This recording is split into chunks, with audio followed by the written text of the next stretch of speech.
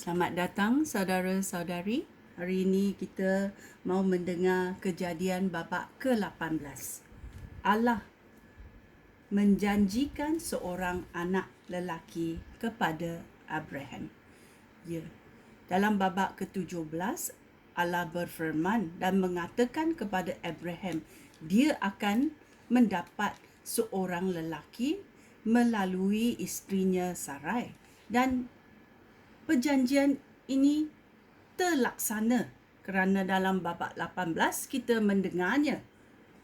Tuhan menampakkan diri kepada Abraham dekat pokok-pokok keramat, tempat beribadat di Mamre. Pada masa itu, hari sangat panas dan Abraham sedang duduk di pintu kemahnya. Apabila dia menjenguk, dia menampakkan 3 orang berdiri di situ. Abraham segera berlari untuk menyambut mereka. Dengan bersujud, dia berkata, "Hai tuan-tuan, janganlah terus lalu tanpa singgah sebentar. Perkenankanlah saya melayani tuan-tuan. Biarlah saya mengambil air untuk membasuh kaki tuan-tuan.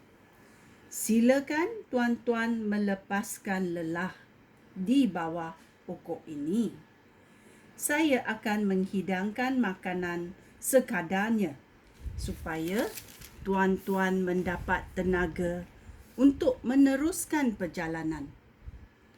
Tuan-tuan sudah menghormati saya dengan sudi singgah di tempat kediaman saya ini." Mereka menjawab, "Terima kasih kerana kebaikan kamu. Kami akan singgah." Abraham segera masuk ke dalam kemah dan berkata kepada Sarah, "Cepat, ambillah tepung yang terbaik dan buatlah roti." Kemudian Abraham berlari ke tempat kawanan ternakannya dan memilih seekor anak lembu yang muda dan gemuk. Dia memberikan anak lembu itu kepada orang suruhan yang segera menyiapkannya. Selepas itu, Abraham mengambil sedikit krim, sedikit susu dan daging yang sudah dimasak, lalu menghidangkan semua itu kepada tetamunya. Semasa mereka makan, Abraham sendiri melayani mereka di bawah pokok.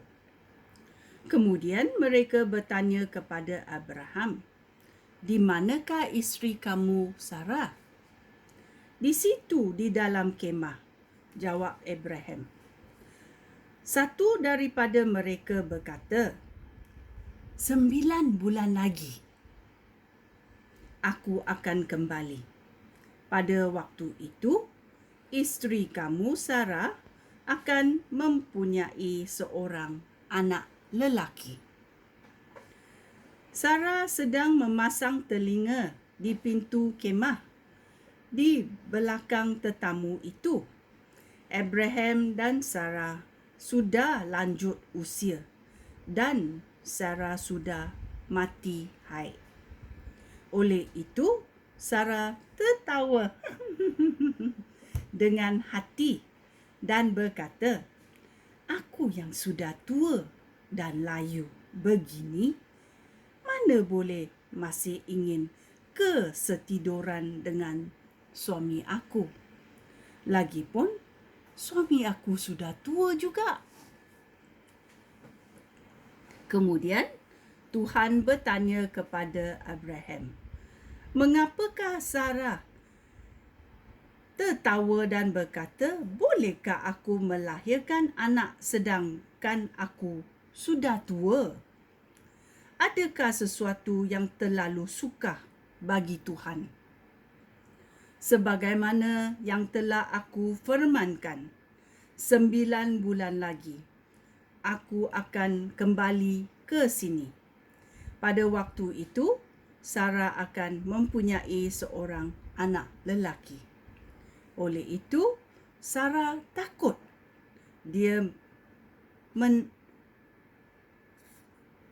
menafikannya. Saya tidak tertawa, katanya. Tetapi Tuhan menjawab, engkau memang tertawa tadi.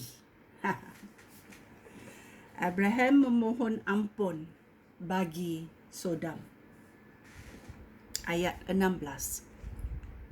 Kemudian, ketiga-tiga tetamu itu meninggalkan tempat itu, lalu pergi ke suatu tempat. Di situ mereka dapat memandang kota Sodom. Abraham mengikut mereka untuk menghantar mereka meneruskan perjalanan. Tuhan berfirman dalam hati, aku tidak mahu merahsiakan perkara yang akan aku lakukan daripada Abraham. Keturunannya akan menjadi bangsa yang besar dan berkuasa. Dan aku akan memberkati semua bangsa di bumi kerana dia. Aku sudah memilih Abraham supaya memerintah anak-anak dan keturunannya untuk taat kepada aku dan melakukan hal yang benar dan adil. Jika mereka berbuat demikian, aku akan memenuhi segala janji aku kepada Abraham. Selanjutnya, Tuhan berfirman kepada Abraham, ada tuduhan yang berat sekali terhadap penduduk Sodom dan Gomora. Dan memang dosa mereka itu sangat besar. Oleh itu, aku hendak turun ke sana untuk menyiasat sama ada tuduhan yang sudah aku dengar itu benar atau tidak. Kemudian dua daripada tetamu itu berangkat menuju ke Sodom. Tetapi Tuhan tinggal dengan Abraham. Abraham menghampiri Tuhan dan bertanya, benarkah engkau akan membinasakan orang yang tidak bersalah bersama dengan orang yang bersalah? Jika terdapat 50 orang yang tidak bersalah di dalam kota itu, adakah engkau akan memusnahkan seluruh kota itu? Tidakkah engkau mahu mengampuni untuk menyelamatkan yang 50 orang itu? Ayat 25. Tentu engkau tidak mahu membunuh orang yang tidak bersalah bersama dengan orang yang bersalah. Tentu tidak. Engkau tidak mungkin berbuat demikian. Jika engkau berbuat demikian, orang yang tidak bersalah akan dihukum bersama dengan orang yang bersalah. Ia tidak mungkin. Hakim bagi seluruh bumi tentu bertindak dengan adil. Ayat 26. Tuhan menjawab, jika aku mendapati 50 orang yang tidak salah di Sodom, aku akan mengampuni seluruh kota itu kerana mereka. Abraham berkata lagi, ampunkanlah kelancangan aku, kerana tidak henti-henti bercakap kepada kamu, ya Tuhan. Aku ini hanya manusia dan tidak berhak untuk mengatakan apa-apa pun. Tetapi mungkin hanya terdapat 45 orang yang tidak bersalah dan bukan 50 orang. Adakah engkau memusnahkan seluruh kota itu disebabkan kurang hanya 5 orang? Tuhan menjawab, aku tidak akan memusnahkan kota itu jika aku mendapati 45 orang yang tidak bersalah. Abraham berkata lagi, mungkin hanya terdapat 40 orang. Tuhan menjawab lagi, aku tidak akan memusnahkannya jika aku mendapati 40 orang. Abraham berkata, ya Tuhan, janganlah murka jika aku bercakap lagi. Bagaimana pula jika terdapat hanya 30 orang? Tuhan berfirman, aku tidak akan melakukannya jika aku mendapati 30 orang. Abraham berkata, ampunkanlah kelancangan aku, kerana tidak berhenti-henti bercakap kepada kamu, ya Tuhan. Bagaimana jika ada 20 orang? Tuhan berfirman, aku tidak akan memusnahkan kota itu jika aku mendapati 20 orang. Abraham berkata, ya Tuhan, janganlah murka. Aku akan bercakap hanya sekali lagi. Bagaimana pula jika terdapat hanya 10 orang?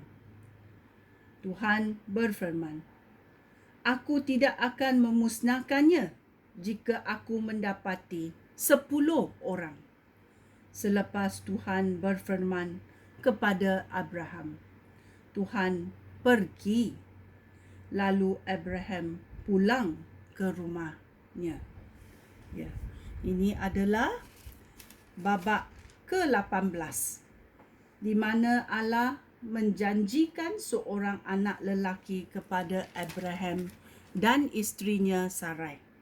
Dan juga Abraham memohon ampun bagi Sodom banyak kali sehingga Tuhan berfirman dan menjawab pada kali terakhir, jika terdapat 10 orang, aku tidak akan memusnahkannya. Ya. Adakah di Sodom ada 10 orang yang tidak bersalah? Ya, mari kita menunggu mendengar kejadian babak ke-19. Sekian, terima kasih. Shalom.